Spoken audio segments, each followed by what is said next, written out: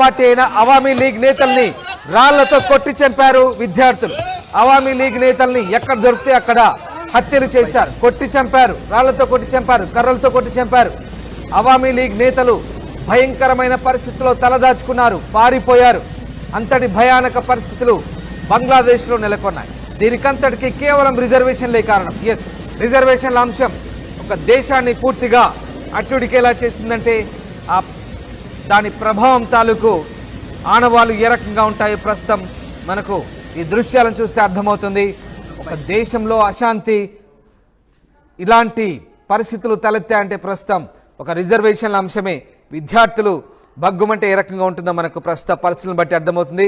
మొత్తం మీద షేక్ హసీనా ప్రధాని తన పదవికి రాజీనామా చేశారు. తదుపరి ఏం జరగబోతుంది? బంగ్లాదేశ్లో మిలిటరీ పాలకులు పాలించబోతారా, లేదంటే ప్రస్తుత విపక్ష నేతలతో కలిసి